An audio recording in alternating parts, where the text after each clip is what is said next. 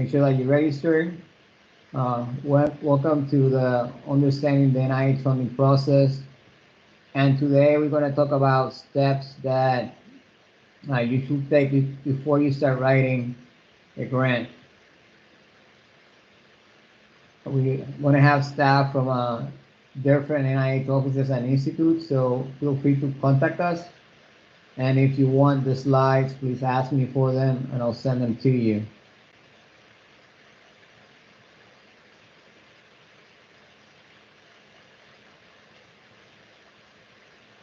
And now we're going to talk to you about before you start writing, and I'm going to have Sidela start the meeting today. Hi, everyone. Good afternoon. We want to start talking first about what to think about before you start writing. This is a really important set of steps. Really, a lot of your success is going to depend on what you do before you write and how you go about that process. So first, think about assembling a team. This really should be a team effort. Even if you're the only PI, you're still going to need assistance.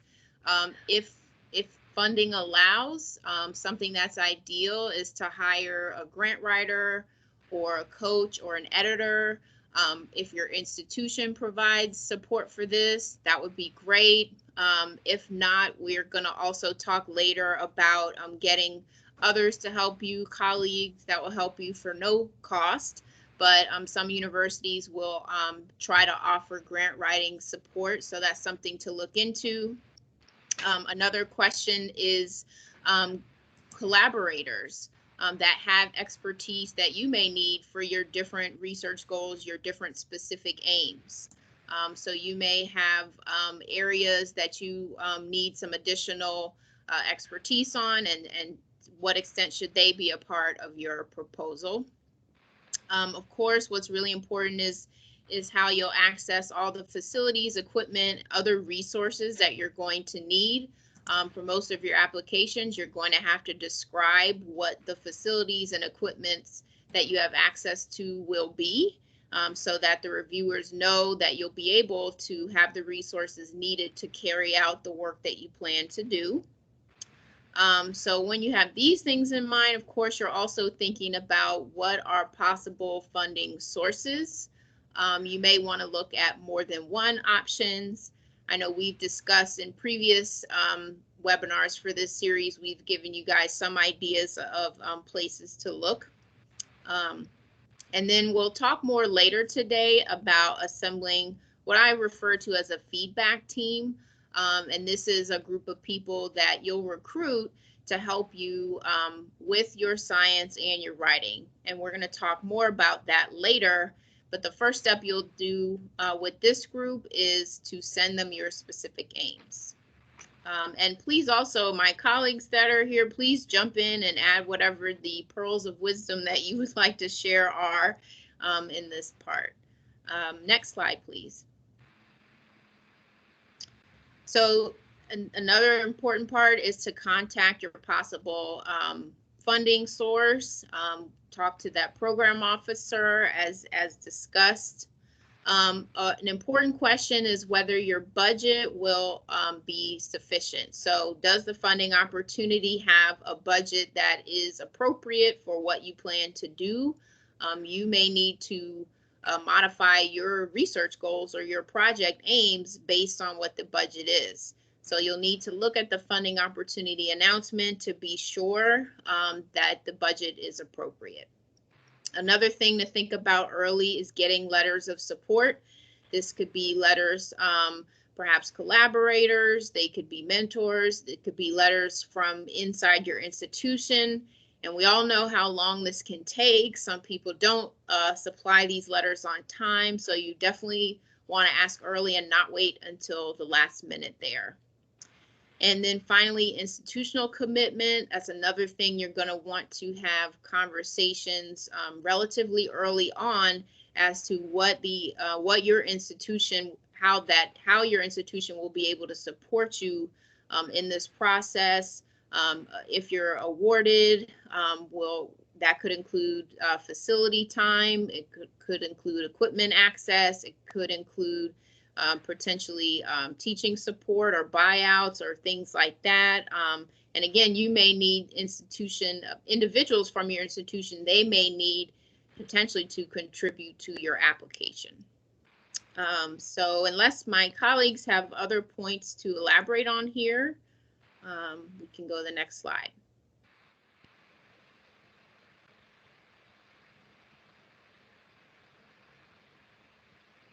So I'm not sure who is for this slide. I can cover this one. So we want to give you a heads up about the process and what's going to happen. You're going to submit an application. After you submit that application will go to a study section to get reviewed by a panel. After that review happens, then it comes back to your program officer and he will take it to the council. And that council will give a go-ahead to fund the applications that got to the institute. After that, the final funding decision is going to happen. So please keep in mind that this process takes around 9 months. You might get the scores released and you can see the scores that your grant got. That doesn't mean that the program officer received the summary statement. We get the summary statement at the same time you received it. So once you receive the summary statement, then you can ask us for an appointment so we can discuss it. But once you get the scores, don't ask for the appointment to discuss the summary statement because we don't have it.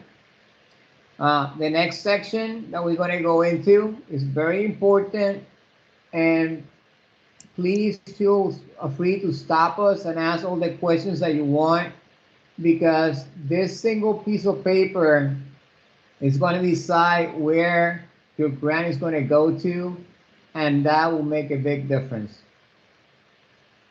Hi, everybody. This is Dawn Morales, and I'm here to talk to you about how to write a one-pager. So next slide, please. So when you approach a program official at NIH for research funding, I recommend you write a one-pager, which is a common term used within NIH. It's maybe not something you've heard of before, but people who work at NIH have certainly used that phrase on a regular basis.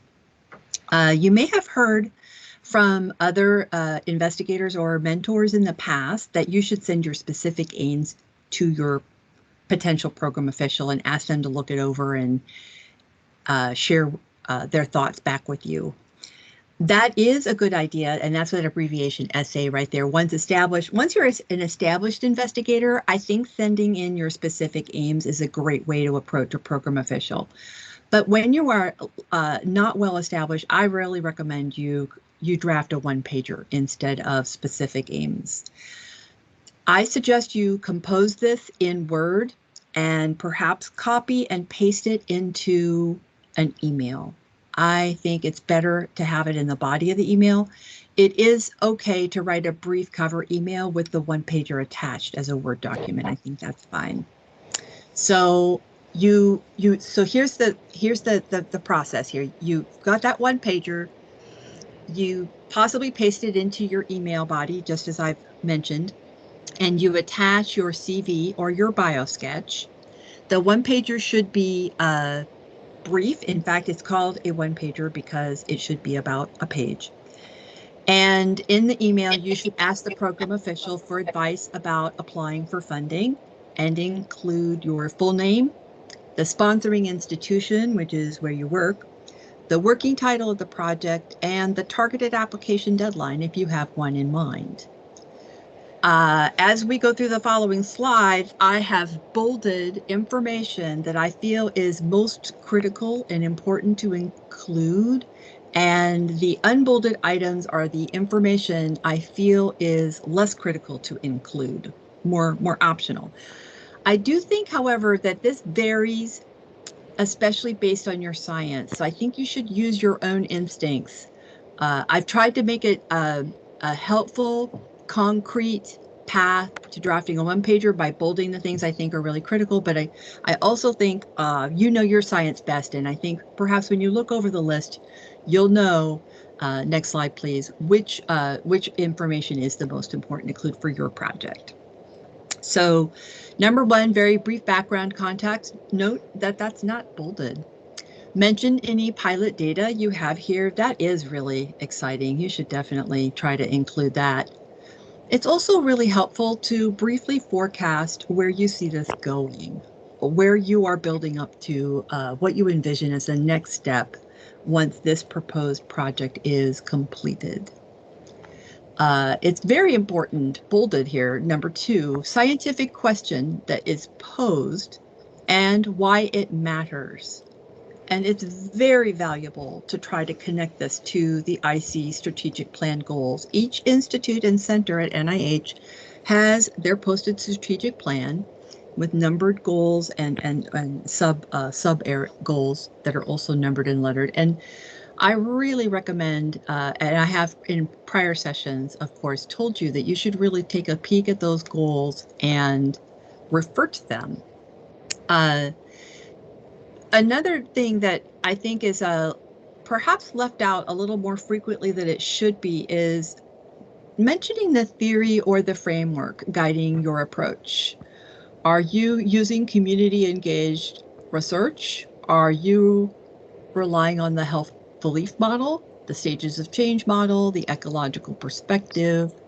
There's a gifted way some people have of phrasing what they are doing, their approach, their framework, and their question, where their question really falls out of the theory. I imagine many of the attendees here will be nodding their heads. They'll know exactly what I mean. You've read people write like that too. So that's really the very best way to do this if you can pull it off for your work.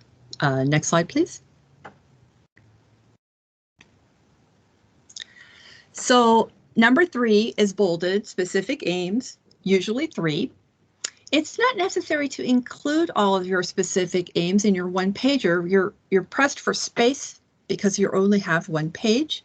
So if you have several and they're very similar, or you only have one that's in one or two in really good final form and that third one's still kind of blurry right now, I think it's fine to just put the ones you have that are in real good shape and mention that you're working on your third still. It is a good idea to try to be as complete as possible in this section, because the more opportunities you give to your PO to help you. Unbolded here, one or more hypotheses, perhaps one hypothesis for all of your aims, or one hypothesis for each of your aims, or anything in between. Again, you're pressed for space here, possibly not necessary to include all of them, especially if you have several. In the next slide, we're going to head to 5, but I wanted to mention that some people's science works really well to create a schematic for most or part or all of 3, 4, and 5. Those of you who do work in this area where schematics work well, you're nodding your head. You know who you are, and that's fine. You should definitely make that schematic and attach it to the email and reference it in the one pager.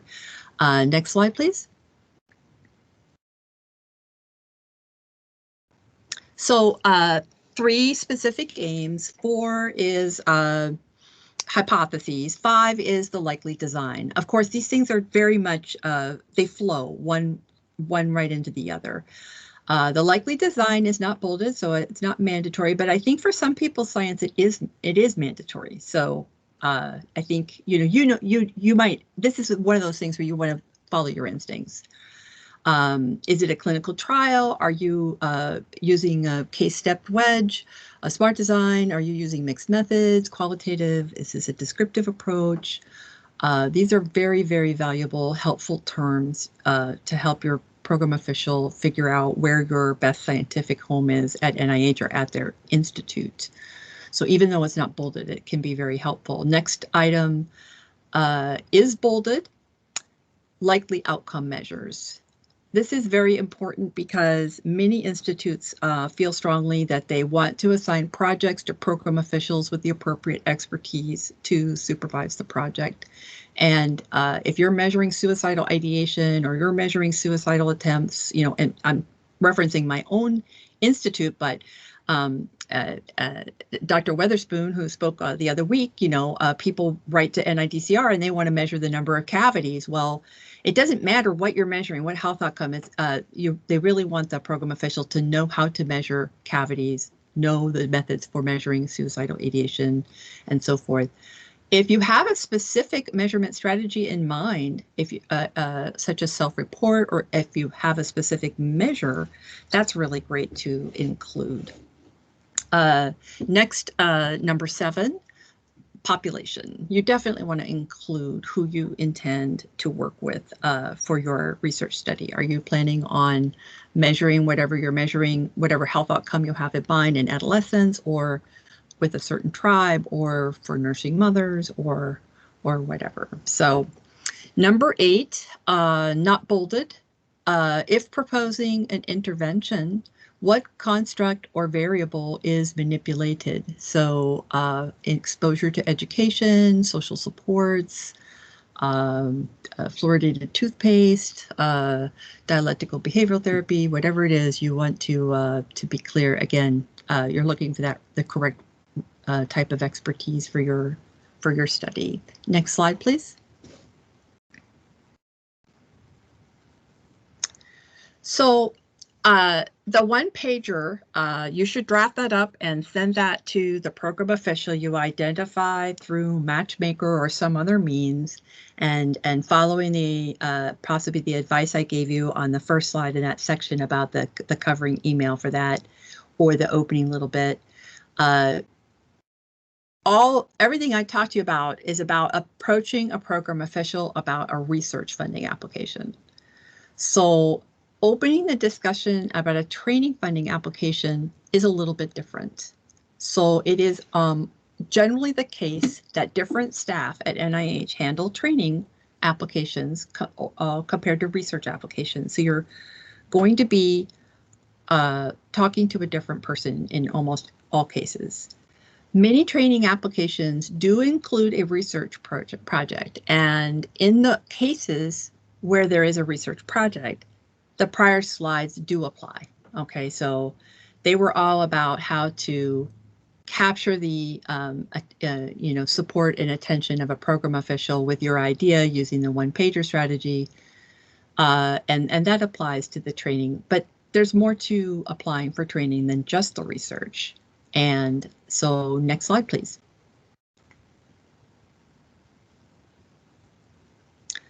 So in your covering email for a pre-doc or a postdoc or a career development award, again, you want to stick to being relatively brief, and you want to have a one-pager that's either in or attached. It's necessarily quite compressed because now you have to cover the research and the training. You're in your cover email, you're going to ask the training official for advice about applying for funding, and you'll include your full name, sponsoring institution, working title of the project, and the targeted application deadline. And I followed the same format with the bolded and the unbolded information. Next slide, please. By the way, are there any questions in the chat yet? Somebody checking for me? No questions. No questions? Thanks, Louise.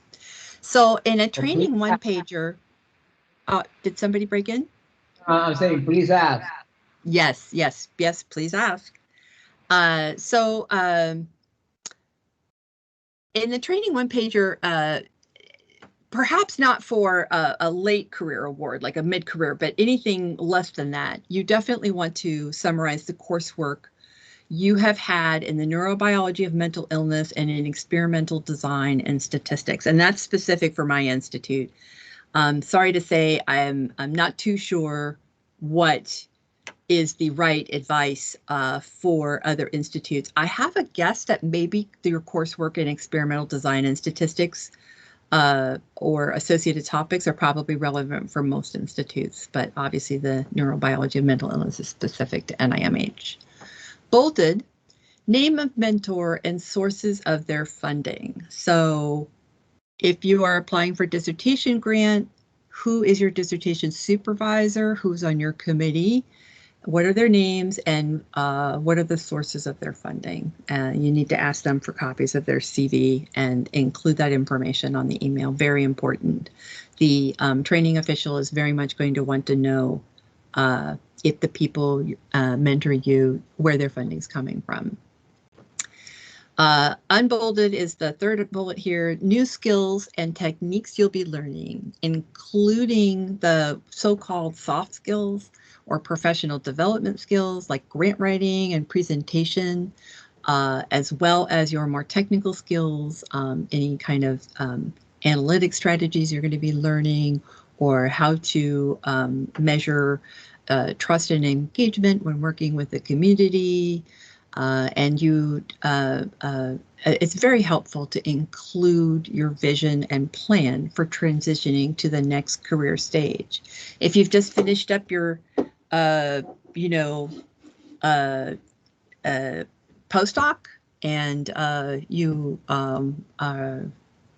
just landed an assistant professorship, then, you think carefully what the training funding you're going to get, how is that going to get you to your next stage, and what is that next stage that you want to get to? Next slide, please. So the bolded item, get the program official oriented in terms of where you are in your career right now. What year are you in graduate school? Have you taken your qualifying exam? Is it scheduled? How much time have you spent in your current position, so on. And that's bolded, and as is the next one, previous NIH funding. So if you've ever been on a training grant, or if you've had a diversity supplement or anything like that, definitely, for sure, include that. Next item, not bolded, the requested type of award. Very interesting. You might be thinking that you had to come in there with a specific ask. Not necessary. They full well know that there is just a maze of training options at their IC, and they actually don't expect you to have read and understood all of it and figured out which ones you're qualified for. So that's, if you have an idea, great, put it down, but it's optional. Next slide, please.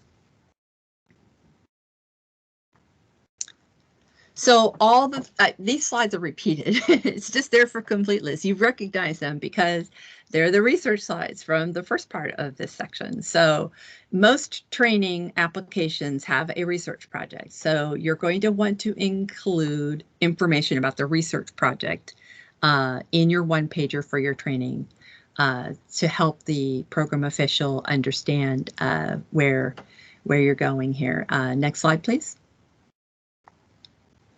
So at NIMH, not only do we have the institutional strategic plan posted, but we also have a lot of other things. We actually have a formal statement on our intention to end disparities in mental health, and the acronym for that is EDIFY-MH because we're federal. We love acronyms. If you're thinking about, it's very helpful, a very useful time, well spent, to go around the web pages of the institute you're closely considering and look at these things are specific to NIMH, but all institutes and centers have this type of they all have a strategic plan, but they also have things that are unique to them that are specifically about what they're passionate about and what their frameworks are for making those passions transition from just a vision to reality. Most institutes, I believe, post the public portions of their council meetings. I think they're on YouTube. So we have ours up. Our council meetings can be quite lively, and there are some very interesting presentations made and lots of interesting conversation. And you will hear, Pete, the business of our institute as we discuss what's important and how we should move forward and where our priorities are and how they're evolving. Very interesting way to get updated information on where the institute is going. We have at our institute, and I believe this is very common and is true for almost every other institute, a training contact webpage. So we have all the people whom you would want to reach out to about training, and we actually have a general email as well. If you want to just send an email, it actually goes to everybody. Then they have a little conversation and figure out, okay, should she talk to Lauren, or should she talk to Ashley, or should she talk to Ish, or whatever. So that's how we've handled it at our IC, but each IC is a little bit different, but they have their training contacts posted, generally speaking. Next slide, please. So you remember this because it's from the previous part of the presentation. It's just here for completeness again. You really want to include those specific aims, and then the hypotheses are somewhat optional. Next slide.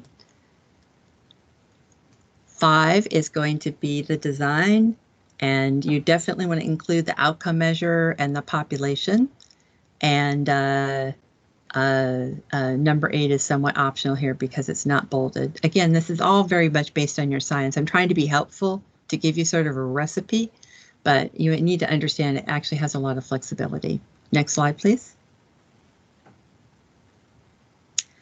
So your one-pager gets tossed around from person to person very quickly within the Institute. So because they have so much rich information about all the things you're thinking about, they're able to move that document around from person to person and quickly figure out who is best to address it, or should it be a pair or whatever. So it's a really helpful way, and that's why I recommend that you consider pasting it into the body of your email, is because it's a little bit faster and easier to do that than to download and read an attachment. So I think it's a really great way to help you find your scientific home at NIH. You should definitely use readable font and margins and stick to the one page, which will wind up being, I suspect, difficult. I think it was difficult when I did it. And remember that there's somewhat different information for research projects versus training, and that there are different staff as well. Next slide, please. So I did ask for questions halfway through, and I didn't get any, but surely I might have one or two now. Does anybody have some thoughts they would like to express, or just a question? I guess I have one. I was wondering, could we see an example of like what a one-pager would look like?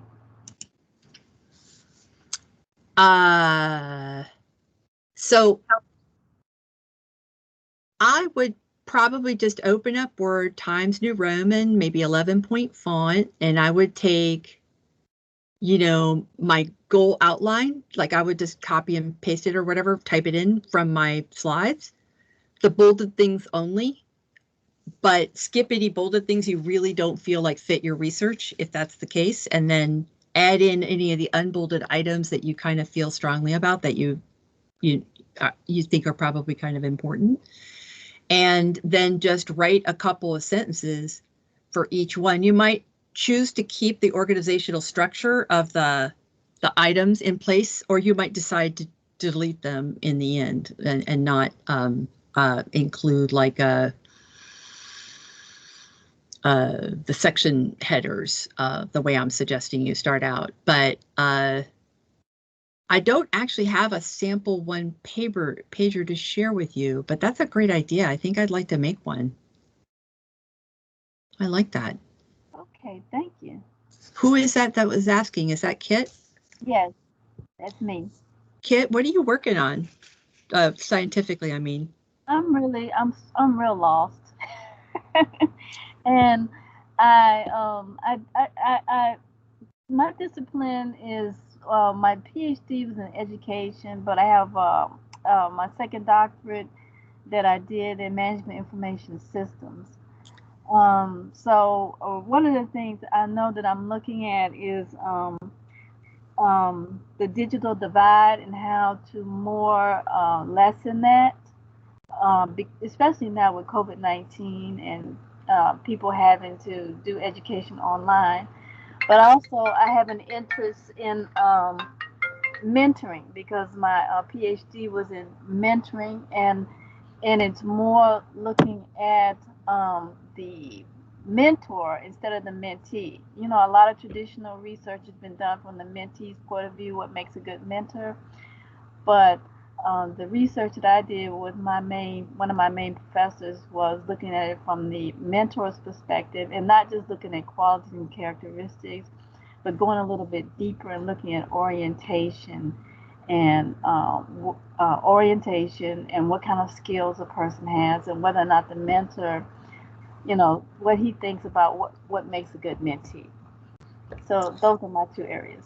That's really interesting. What part of the country are you in at the moment? Do you mind me asking? I hope that's not too personal. I'm in the Southeast. I'm at University of South Carolina in Aiken. Ah, okay, great, great. I'm project scientist on a team of people at University of New Mexico and Oklahoma State University that are working on mentoring research, and they're very much adopting that framework of looking at it from the mentor perspective. I do think something I'm puzzled. I never see anybody tackling the question about how health information and health literacy might change as a function of when the digital divide gets modified in various ways, like when internet service reaches a rural community, for example. So their first topic is that's something that I've thought about a lot with rural communities, especially. Yeah, well, I know that even in these bigger cities, you have students that have not been to school in 6 or 8 months, and you know they're not getting what they need, and sometimes it's just an equipment issue. Mm-hmm. For this area that I live in, they had a limited program where they were basically giving laptops to students so they could hook into the internet and do their lessons. And Yeah. I'd like to find out more about those types of programs, or at least write about it, or think about it and talk about it.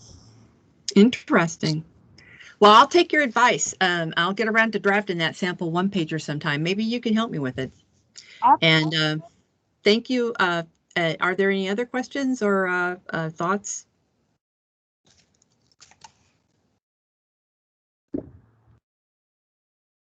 All righty then, next slide, and take it away to our next person here, which is next we're gonna talk about how to find a funding opportunity announcement. And basically we're providing you with 3 links that you can use. And once you get to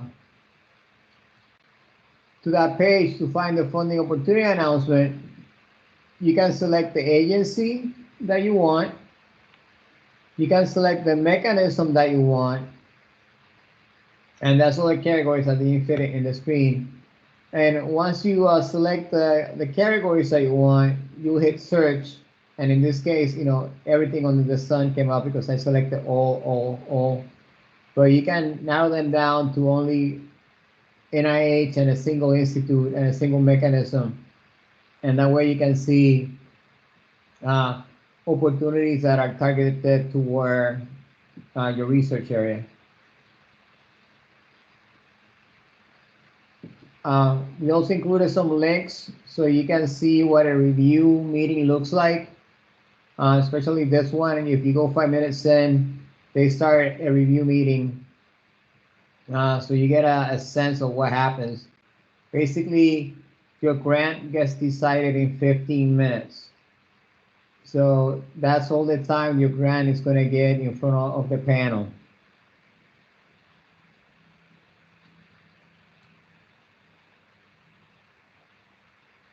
we also want to give you a link about how to find a study section.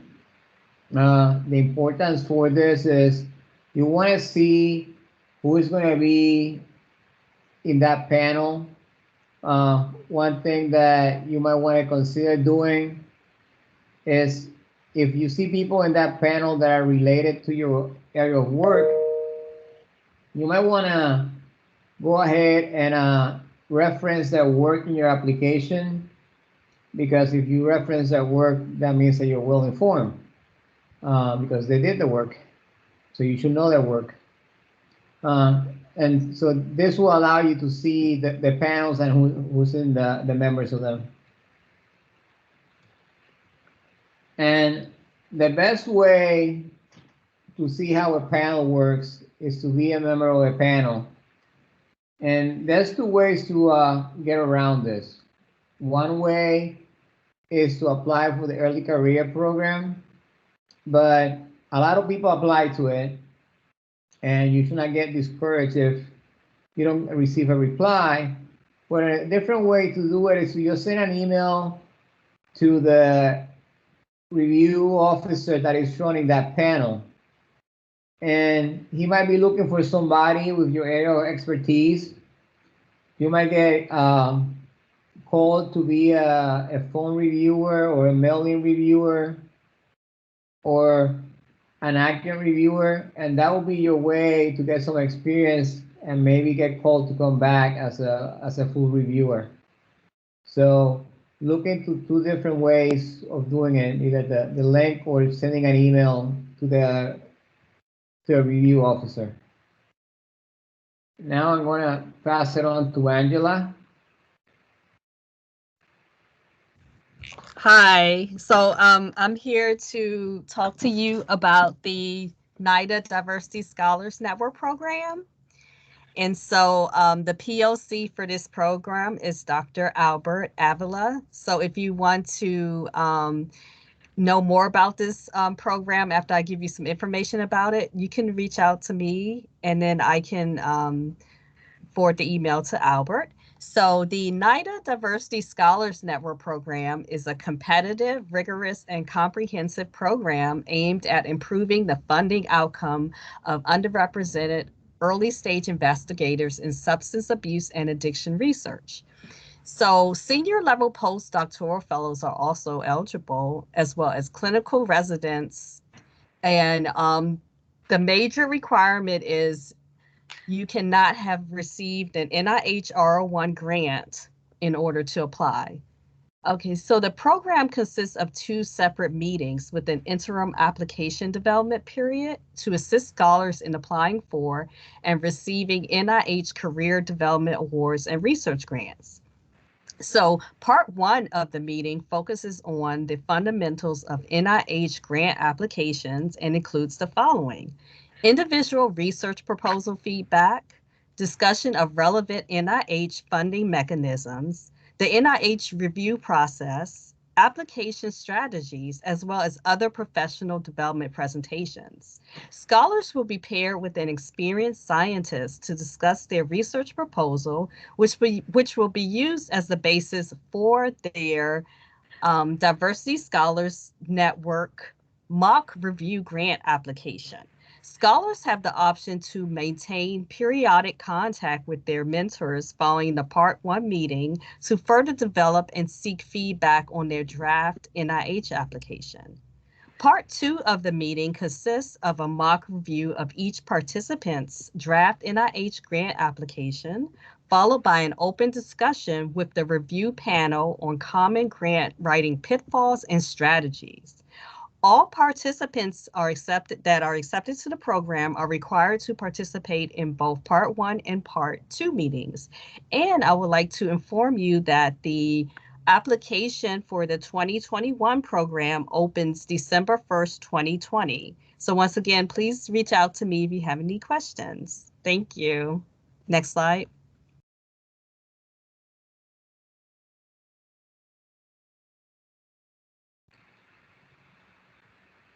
So similar to what Angela was reporting and presenting, there's many professional societies that have programs similar to what you was talking about.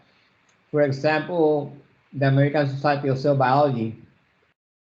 But other NIH institutes also have similar networks. NIDDK has NAMRI, Heart and Lung has Pride, Cancer has a GMAP, that's the CURE program, and that's also the National Research Mentoring Network that offers many activities about being a mentor or receiving mentorship. You can find a mentor there. They have grant writing workshops and activities where they will take you through the whole process of writing your application and discussing it with you. So we just want to make you aware that there are many resources out there depending on your area of research.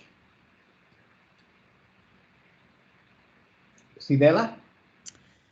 Okay, so now we'd like to talk about what I mentioned earlier at the beginning, which is assembling your feedback team.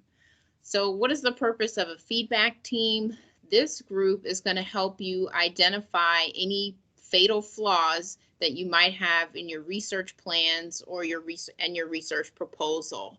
And even though you all are very highly trained and experienced, pretty much whenever anyone is first mapping out a research idea, there's going to be some issues there. And it's always harder for the person conceiving these ideas to see them than it is for other people on the outside to see it. So it's important that this team helps you identify any issues before you write your whole application based on a potential snag. Next slide, please.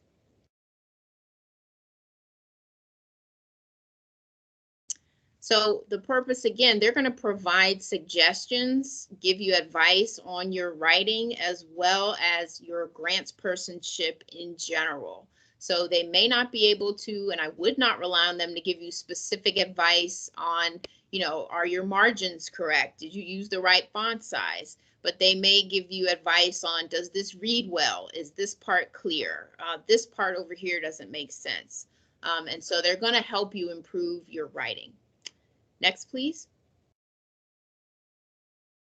So really the overall purpose, if you think about it, is to find a set of people that are acting as though they're reviewing your proposal before you submit it and it gets reviewed by the funding agency. So whatever flaws or weaknesses that a proposal has, and every proposal has them, you want to identify those before it gets reviewed, because if you have too many, of course, the funding agency may not be able to fund it. So you want to have some other set of people take a look and help you address those before the funding agency receives it. Next, please. So what is this team going to do? They're going to give you feedback at multiple stages. And I should have really bolded the multiple stages part.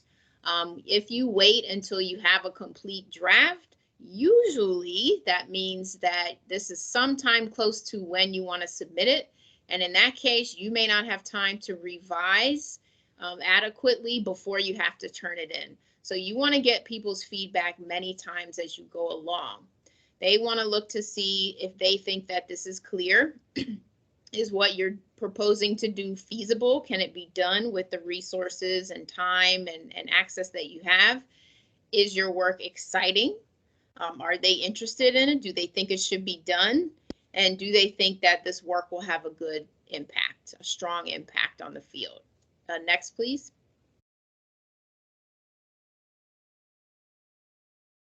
So you want to find a group of people, and I'm going to talk about who these people might be, but you want to ask them if they're going to be willing to help you in the upcoming months. Again, first they want to review your specific aims page, and then it could be something like they take a look at 2 or 3 of your drafts of your complete proposal. Next, please.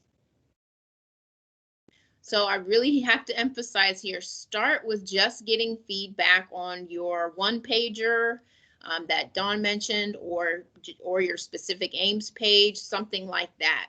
And really, this could even be in the form of a conversation. So if I can tell you a little brief story, I was working with a postdoc to help them write a K award, a career grant, which is also a research grant. And this postdoc was in the field of clinical immunology. And I don't know much at all about clinical immunology.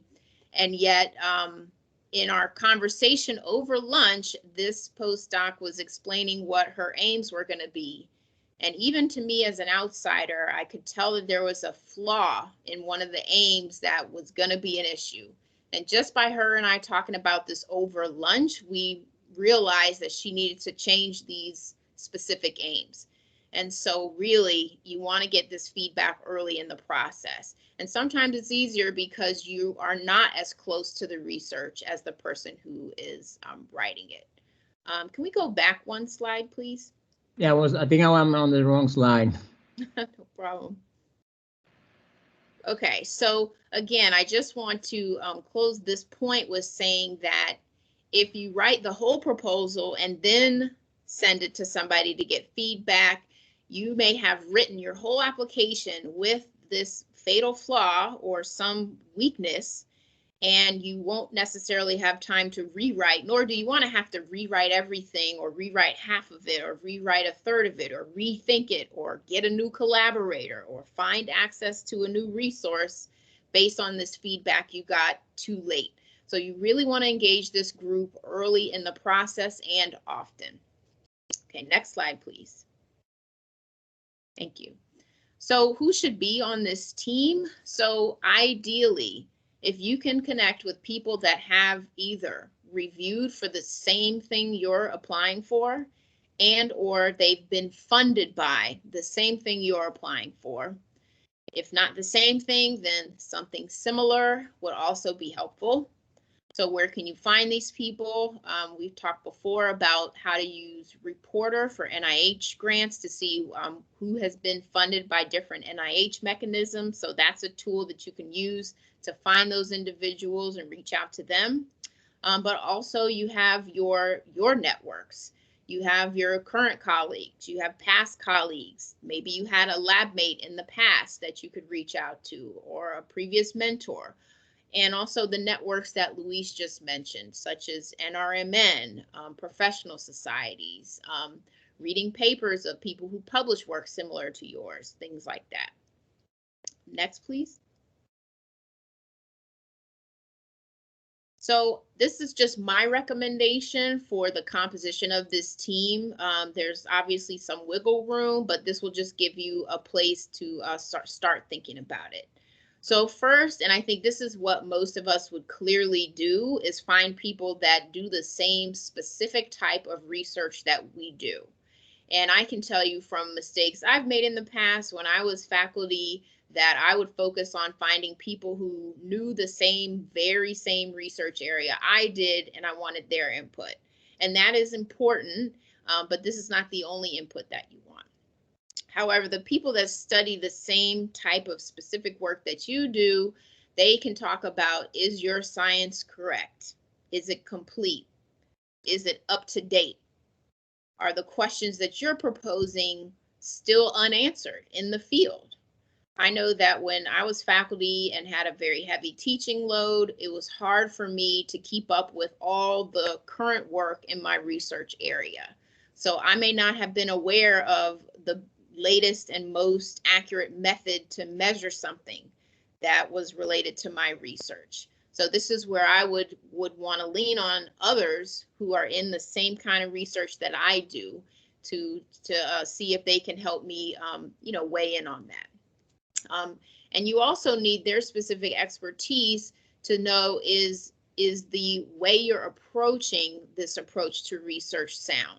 Is this the right way or a solid way to go about whatever it is your question is? Next, please. So you have the people that are experts in your area, but I also recommend getting one or two people that are knowledgeable in another area that is within your general research area. So I'll just make up an example. So let's say that your research proposal was understanding the mechanisms that the SARS-CoV-2 replicates. How does this virus replicate? So your specific research area contacts would be other people who study this same viral replication. Your general research area contacts could be people who study maybe how another virus replicates. A different virus, maybe not even a virus in the same family, maybe HIV virus or maybe Ebola virus, or maybe it's someone who studies another aspect of that same of SARS-CoV virus, or maybe they study a completely different virus and nothing to do with viral replication. So they know generally, but they are not in your same specific research area. And these people are very important as well. In many cases, they're just as important as those that are in your specific research area. And this is because, one, you want to see if they understand what you propose. Even though they're not exactly in your field, do they understand what you're saying? And do they think it's important and interesting? A lot of times, the bias that any person brings to the table is, if I'm already studying the replication of SARS-CoV virus, I already think it's interesting, I already think it's important, and I already understand, I already know some of the information and the background information about that virus. So if I'm only having people who already think like that to read my proposal, they may not be able to point out some gaps that may be present.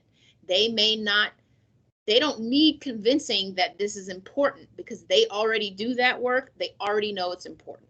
So when they're reading your proposal, they may not realize that you haven't conveyed the true importance to someone who doesn't know this research area. And this is important because people who are not in your same exact research area can easily be reviewers for your grant. So in the same example of my proposal or your proposal on SARS-CoV viral replication, I could have on my panel that's reviewing that could be somebody who studies microbiology. They study bacteria. They don't study viruses at all. Or it can be somebody who's a veterinarian who does research on animal diseases that have nothing to do with human diseases or other conditions for animal health. So really, your review panel could include people who don't know a whole lot about your specific research area. So again, catch the issues before you write, before you submit, that those people may face. Next, please.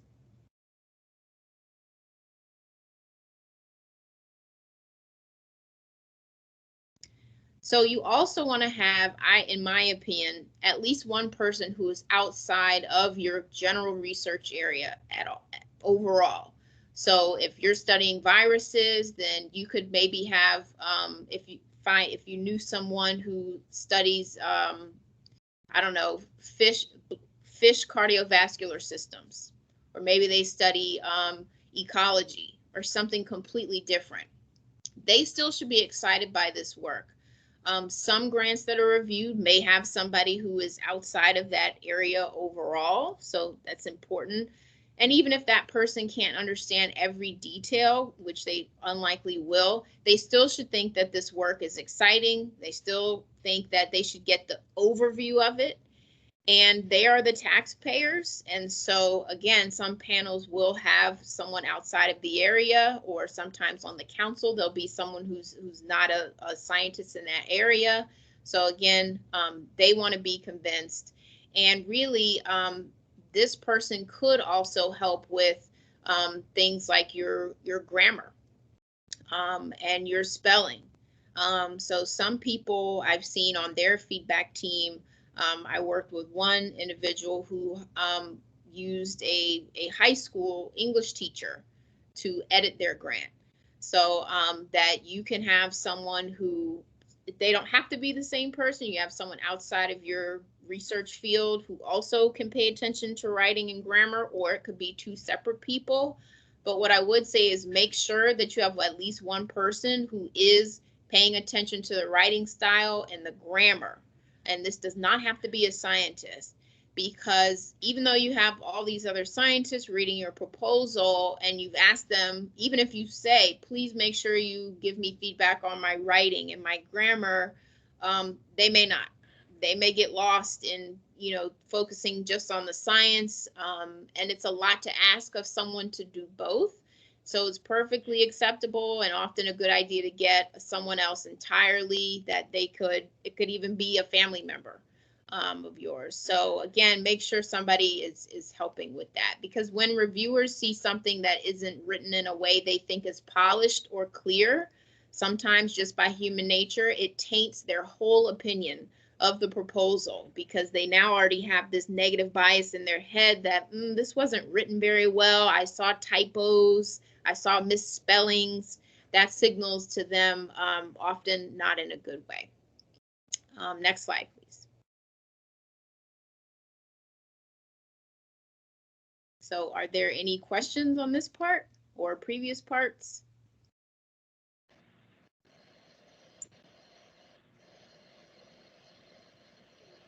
If there's no questions, I want to give you the homework for this week, which is to submit a one-pager to a program officer. This will help you start the process of getting your submission ready, identifying the institute, identifying the program officer that's going to help you. We also want to remind you to complete the evaluation using the link on the screen. And once again, remind you to feel free to contact any of us with any questions. Please remember that if you have students that are graduating next year and they would like to have a 2-year opportunity at NIH, Ali will be the person to contact. She is one of the program analysts in the IC that I work at, and that's a 2-year program for undergraduates that just finished their degree. Any questions?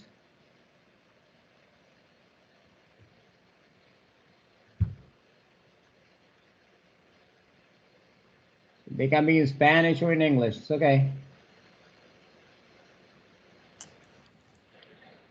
Hello? Yes.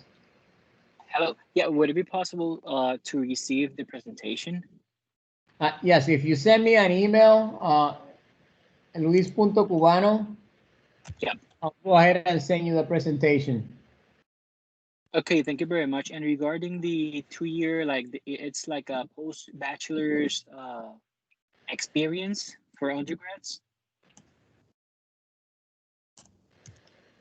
So there are many opportunities at NIH for undergrads. In the case of Ali, she's a part of a program where recent graduates come work alongside a program officer, and they learn about how an institute works. They learn about different programs at NIH. So it's not a lab position. Okay. If you want information about a lab position, let me know, and I'll give you the contact person for that. Okay, so it will be more like an administrative experience. Yes. Okay, great. Yeah, so we Thank have you very much. both types of experience. But if I could break in, there's a great many different experiences available to people who've just finished up their bachelor's here at NIH. There's some intramural research opportunities, and of course there's the diversity supplement opportunity. So there's a full range of things. So contacting the training officer at the likely institute is a great step forward, and contacting Ali's great too if you're interested in the position that she's got. But there's lots of things available. Okay, thank you very much. Thanks for the information. You are very welcome.